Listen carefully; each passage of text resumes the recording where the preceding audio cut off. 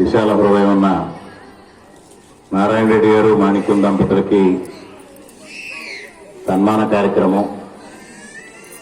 ఈ కార్యక్రమానికి అధ్యక్షత వహించిన శారదా కళానికేతన్ అధ్యక్షులు శ్రీ సుబ్బారెడ్డి గారికి, కార్యక్రమంలో ముఖ్య అతిథులుగా పాల్గొన్న పెద్దలు పారిశ్రామికవేత్త శ్రీ సభ్యుల అమ్మిరెడ్డి గారికి, ఈ గ్రామంలో ఒక పారిశ్రామికవేత్తగా తనదైన శైలిలో ముందుకు వెళ్తున్న శ్రీనివాసరెడ్డి గారు, అల్లూరు సీతారామరాజు కళా పరిషత్ అధ్యక్షులు అచ్యుతరామారెడ్డి గారు, అదేవిధంగా గ్రామ తెలుగుదేశం పార్టీ అధ్యక్షులు యేసురెడ్డి గారు, వెంకటరెడ్డి గారు, సత్యనారాయణ రెడ్డి గారు, అదేవిధంగా జిల్లా తెలుగుదేశం పార్టీ సాంస్కృతిక విభాగం అధ్యక్షులు దేవానందరెడ్డి గారు, ZP high school committee chairman Nageswara Rao గారు, నీలం నాగేశ్వరరావు గారు, అందరికన్నా మిన్నగా ఇవాళ సన్మాన గ్రహీతలుగా ఉన్న నారాయణ రెడ్డి గారు మాణిక్యం దంపతులకు, వేదిక ముందున్న ఆహుతులకు, మీడియా మిత్రులకు అందరికీ పేరు పేరున హృదయపూర్వకంగా నమస్కారాలు తెలియజేసుకుంటూ, ముందుగా అందరికీ విశ్వావసునామ సంవత్సర ఉగాది శుభాకాంక్షలు తెలియజేసుకుంటూ, ప్రతి ఒక్కరూ ఈ నూతన సంవత్సరంలో ఆనందంగా ఆరోగ్యంగా జీవించాలని ఆ నటరాజస్వామిని వేడుకుంటూ, ఈరోజు చాలా చక్కటి కార్యక్రమంలో పాల్గొనే అవకాశం మాకు కలగడం అనేది చాలా అదృష్టంగా భావిస్తా ఉన్నా. మనకి భారతీయ సంస్కృతి సాంప్రదాయాల్లో 64 కళలు ఉన్నాయి. ఈ 64 కళల్లో నాటకం అనేది ఒక ప్రక్రియ. పూర్వకాలంలో నాటకాల ద్వారా, కళారూపాల ద్వారా, కళాజాతల ద్వారా భావజాలాన్ని ప్రజల్లోకి చూపించడం కోసం అటు రాజకీయ పార్టీలు భారతీయ సంస్కృతి సాంప్రదాయాల్ని ప్రజలకి విశదపరచడం కోసం అనేక సంస్థలు ఈ విధమైన కార్యక్రమాలను ఎన్నుకుని ముందుకు వెళ్ళడం జరిగేది. మన పురాణ కాలం నుంచి కూడా కళల్ని ప్రజల్ని జాగృత పరచడం కోసం మనం ఎన్నుకోవడం జరిగింది. ముఖ్యంగా మనం ఏదైతే ఈ కళలకు సంబంధించి నటరాజస్వామిని ఆరాధిస్తామో, ఆయన నృత్యం ఏ విధంగా చేస్తారు, ఆయన ఆలోచన విధానం, ఆయన ప్రవర్తించే విధానం మనందరం అనుసరించాల్సిన బాధ్యత మనపైన ఉంది. ఆయనకి మనమందరం ఆయన్ని సంపదలిమ్మని, సిరి సంపదలిమ్మని, ఆయురారోగ్యాలిమ్మని మనం వేడుకుంటా ఉంటే, అందరికీ సిరి సంపదలనిచ్చే వ్యక్తి శ్మశానంలో ఉండడం, ఏ విధమైన అలంకరణ లేకుండా నిరాడంబరంగా జీవించడం. మరి గరళ కంఠుడు అని మనందరికీ తెలుసు. ప్రపంచానికి వినాశకారిగా ఉన్న విషాన్ని తన గొంతులో ఉంచుకొని, అది బయటకు వస్తే ప్రపంచానికి నాశనం, లోపలికి వెళ్తే తను ఆహుతవుతారని తెలిసినప్పటికీ ఆనందంగా నృత్యం చేయడం మనందరం ఆదర్శంగా తీసుకోవాల్సిన అవసరం ఉంది.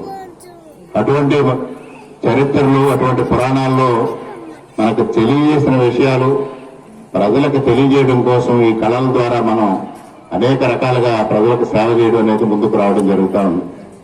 ఇటీవల కాలంలో ఈ కళల రూపాలు మారడం, టీవీల ద్వారా వివిధ కార్యక్రమాలు చేపట్టడం, అందువల్ల అచ్యుతరామారెడ్డి గారు చెప్పినట్టుగా ఈ కళా వేదికలు లేదా కళా పరిషత్తులు లేదా ఈ నాటక ప్రదర్శనలు అంతరించిపోతున్న పరిస్థితి వస్తూ ఉంది.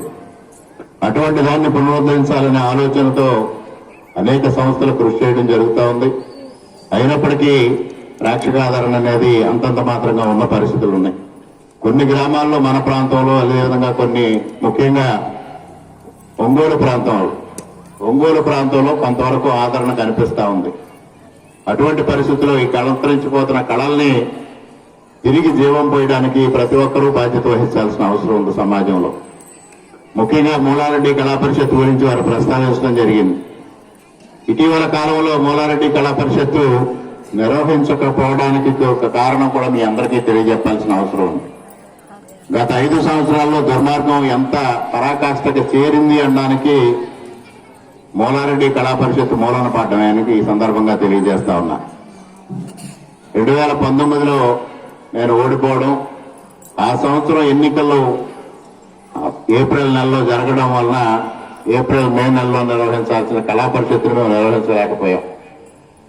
ఆ తదుపరి సంవత్సరం కరోనా రావడం, 2 సంవత్సరాల వరుసగా కరోనా వల్ల ఈ కార్యక్రమాలు నిర్వహించే అవకాశం లేదు. 3వ సంవత్సరం జరిగేటప్పటికీ మూలారెడ్డి గారు పరంపదించడం జరిగింది. మూలారెడ్డి గారు పరంపదించినప్పుడు ప్రతి ఒక్కరూ ఆయన పేరున్న జిల్లా పరిషత్ హై స్కూల్లో 11వ రోజు కార్యక్రమం భోజనాలు అక్కడ పెట్టాలని అనడం, ఆ రోజు అక్కడున్న ప్రధానోపాధ్యాయులు ఆయనకాయనే స్వయంగా వచ్చి మూలారెడ్డి గారి పేరు మీద అక్కడ స్కూల్ ఉంది కాబట్టి ఈ కార్యక్రమం అక్కడే నిర్వహిస్తారని ప్రజలంతా అనుకుంటా ఉన్నారు. మీ అభిప్రాయం తెలియజేస్తే డిఈఓ గారి పర్మిషన్ తీసుకుని ఆ రోజు సెలవు ప్రకటించి దానికి బదులుగా ఇంకొక రోజు మేము పనిచేస్తామని వారు చెప్పడం, దానికి మేము అంగీకరిస్తే వారు ఒక లెటర్ ఇమ్మన్నారు. నేను ఒక లెటర్ ఇచ్చి ఈ కార్యక్రమం పలానా తేదీన అక్కడ నిర్వహిస్తాం, దానికి అనుమతి ఇవ్వమని డిఈఓ గారికి లెటర్ పంపించా. ఇది సర్వసాధారణంగా జరిగిపోతుందని పాపం హెడ్ మాస్టర్ కూడా నార్మల్ గా డిఈఓ గారి దగ్గరికి వెళ్ళడం జరిగింది. డిఈఓ గారి దగ్గరికి వెళ్ళిన తర్వాత వారికి ఎదురు ప్రశ్నలు వచ్చాయి. ఎందువల్ల ప్రైవేటు కార్యక్రమం అక్కడ నిర్వహిస్తారు, దీనికి అనుమతి ఏ విధంగా ఇస్తారు అని ఎదురు ప్రశ్నించేటప్పటికీ హెడ్ మాస్టర్ గారు అవాక్ కావడం జరిగింది. దిక్కుతోచని పరిస్థితుల్లో ఆయన అక్కడి నుంచి నాకు ఫోన్ చేశారు. నేను అనుకోని సంఘటన, అనుకోని పరిస్థితి ఇక్కడ ఎదురైంది, దీనికి పరిష్కార మార్గం ఏమిటో నాకు అర్థం కావడం లేదు అని వారు చెప్పడం, అది వర్షాకాలం కావడంతో తప్పనిసరి పరిస్థితుల్లో నాకు అతి ముఖ్యమైన ఒక బ్యూరోక్రాట్తో మాట్లాడి ఆయన వెంటనే అప్పుడు కలెక్టర్ మాధవీలత గారితో మాట్లాడి కలెక్టర్ అప్పటికప్పుడు పర్మిషన్ ఇచ్చి ఆ కార్యక్రమాన్ని నిర్వహించడం జరిగింది. మరి నల్లమిల్లి మూలారెడ్డి జిల్లా పరిషత్ హై స్కూల్లో ఉన్న నల్లమిల్లి సుబ్బిరెడ్డి కళామందిరంలో మేము కళా పరిషత్ నిర్వహించాలని తలపెట్టినా ఇదే పరిస్థితి వచ్చిండేది ఆ 2 సంవత్సరాలు. అందుకోసం ముందుకు వెళ్లి ఇబ్బంది పడే పరిస్థితి కన్నా మౌనంగా ఉండడం మంచిది అనే ఉద్దేశంతో ఆ 2 సంవత్సరాలు ఆ కార్యక్రమాన్ని అదొకటి. మా కళా పరిషత్ కార్యదర్శి కృష్ణారెడ్డి గారు పరంపదించడం కరోనాలో, ఇది అన్ని పరిస్థితుల మధ్యన దాన్ని నిర్వహించడం ఒకంత విరామం ఇవ్వడం జరిగింది. వారు కోరినట్టుగానే ఈ సంవత్సరం మూలారెడ్డి కళా పరిషత్ నిర్వహిస్తామని ఈ సందర్భంగా ఇక్కడ మేము ప్రకటిస్తా ఉన్నాను. నేను ఇప్పుడే మా కళాదీచి సూర్యుడి గారితో కూడా చెప్పాను, రేపు మానాపురం సత్యనారాయణ గారిని రమ్మన్నాను, మీరు కూడా సమయానికి అందుబాటులో ఉండండి, డేట్లు మనం నిర్ధారణ చేసుకుని ముందుకు వెళదామని వారికి చెప్పడం. ఎట్టి పరిస్థితుల్లోనే ఈ కళా పరిషత్ నిర్వహణ అనేది ఆగదు అనేది కూడా ఈ సందర్భంగా మీకు తెలియజేస్తా ఉన్నా. కానీ ప్రజలు కూడా సహకరించాల్సిన అవసరం ఉందనేది మీ అందరికీ తెలియజేసుకుంటా ఉన్నా. ఈ కళలైనా లేదా మన ప్రాంతంలో మహానుభావులు మరణించిన వారిని రాజకీయాలకు అతీతంగా, పార్టీలకు అతీతంగా గౌరవించాల్సిన బాధ్యత ఉంది. దురదృష్టవశాత్తు గత 5 సంవత్సరాలుగా ఆ పరిస్థితి కొరవడింది. ఇక్కడ సాక్షాత్తు మూలారెడ్డి గారి జ్ఞాపకాలు, పెద్దలు తేతల రామారెడ్డి గారి జ్ఞాపకాలు మరి వారి గ్రామంలోనే, కొత్తూరు గ్రామంలోనే తొలగించడానికి ప్రయత్నం జరిగింది, దాన్ని అడ్డుకోవడం జరిగింది. అటువంటి ఒక వికృతమైన చేష్టలకి పరాకాష్ఠగా నిలిచిన సందర్భంలో ఈ కళా పరిషత్ వాయిదా వేయడం జరిగిందనేది ఈ సందర్భంగా మీకు తెలియజేస్తా ఉన్నా. మరి అదేవిధంగా ఇవాళ ఉగాది సందర్భంగా ఈ కార్యక్రమం నిర్వహిస్తా ఉన్నారు. సంక్రాంతికి ఎప్పుడు ఆనవాయితీగా వాళ్ళు కార్యక్రమం నిర్వహించేది, కొన్ని అనివార్యమైన పరిస్థితుల కారణంగా ఈ రోజు దీన్ని వాయిదా వేయడం, ఈ ఉగాది పండుగ రోజు జరపడం అనేది చాలా సంతోషం. మనకి భారతీయ సనాతన సంస్కృతిలో ఏ పండుగను తీసుకున్నా అన్నీ కూడా ప్రకృతిని పరిరక్షించమని చాటి చెప్పేవే.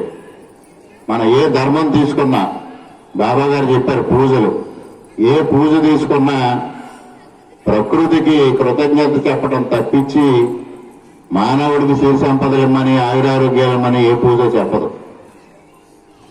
మన భావాన్ని అనుసరించి ఇవాళ కార్యక్రమాలు ఆ విధంగా నిర్వర్తిస్తున్నారు తప్పించి నాకు జీవితాన్ని ఇచ్చావు, నేను జీవించడానికి ప్రకృతినిచ్చావు, అందువల్ల భగవంతుడి కృతజ్ఞతలు చెప్పుతున్నావు అనేదే మాత్రమే మన పూజా విధానం భారతీయ సంస్కృతిలో. అటువంటి భారతీయ సంస్కృతిని కాపాడుకోవాల్సిన అవసరం ఉంది. కళల ద్వారా భారతీయ సంస్కృతిని సనాతన ధర్మాన్ని కాపాడుకునే దిశగా ప్రతి ఒక్కరూ ముందుకెళ్లాలి. ఈ ఉగాది సందర్భంగా ఇటువంటి చక్కటి కార్యక్రమాన్ని ఏర్పాటు చేసిన శారదా కళానికేతన్ వారిని హృదయపూర్వకంగా అభినందిస్తూ, మరి అందులో చక్కటి కార్యక్రమం నారాయణ రెడ్డి గారికి సన్మానం. మన పూర్వీకులు చెప్తూ ఉంటారు, పరోపకారార్థాయ మితం శరీరం అని. పరుల ఉపకారం కోసం తన శరీరాన్ని ఇచ్చిన భారతీయ సంస్కృతి సాంప్రదాయాలకి నిలువు నిదర్శనం శ్రీ నారాయణ రెడ్డి గారి దంపతులు. అంటే ఒక ఉమ్మడి కుటుంబంగా ఉంటూ